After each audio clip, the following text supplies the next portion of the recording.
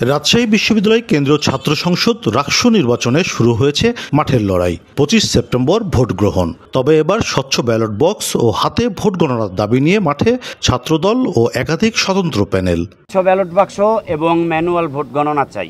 102টাতে যদি আমি 5টা করে বা 10টা করে আমার পক্ষে যদি নির্বাচন কমিশন কাজ করে এবং যদি 10টা করে ব্যালট আগেই ভরে রাখে তাহলে কিন্তু আমি 1000 ভোটে আগে এগিয়ে থাকবো। অনেক জায়গায় ছাত্র সংসদ নির্বাচন অনুষ্ঠিত হচ্ছে, কিন্তু সেখানে দেখা যাচ্ছে স্বচ্ছ ব্যালট বাক্স নাই। তো সেখানে ভোট রিগিং আরও বিভিন্ন কিছুর ঘটনা ঘটছে আমরা লক্ষ্য করছি। অবশ্যই স্বচ্ছ ব্যালট বাক্স এখানে স্থাপন করতে হবে। পাশাপাশি আমাদের সাংবাদিক বন্ধুরা এবং আমাদের যে এজেন্ট থাকবে সেই এজেন্টদের সামনে ব্যালট বাক্স উন্মোচন করতে হবে। তবে নির্বাচন কমিশন বলছে ভোট গ্রহণ গণনার সব প্রস্তুতি প্রায় শেষ।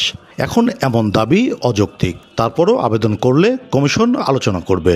আমাদের সবকিছু প্রস্তুতি হয়ে গেছে, সুতরাং এই ধরনের দাবিটা কতটা যৌক্তিক তো আপনারা নিজেরাও জানেন, এবং জাহাঙ্গীরনগর বিশ্ববিদ্যালয়ে এইটা মেনে নিয়ে কি অবস্থায় তারা পড়েছে সেটা আপনারা দেখছেন। তারপরেও যদি আমাদের কাছে এ ধরনের দাবি আসে, আমাদের কাছে যদি আবেদন আসে, সেটা নিয়ে আমরা বসবো। নির্বাচনের গ্রহণযোগ্যতা ও স্বচ্ছতা নিশ্চিতে অন্য প্রার্থীদের মধ্যে অবশ্যই এমন দাবি নিয়ে আছে মিশ্র প্রতিক্রিয়া।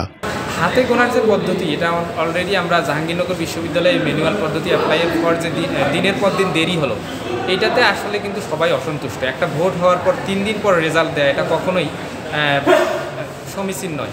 এজন্য আমরা মনে করি ইলেকট্রনিক পদ্ধতিতে ভোট গণনা করে যদি দিনের মধ্যেই রেজাল্টটা দেওয়া যায় তাহলে সেটা সবার জন্য উপকার হবে।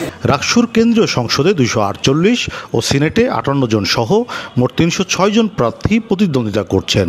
ভোটার 28,307 জন। কাজী শাহেদ, দেশ টিভি, রাজশাহী।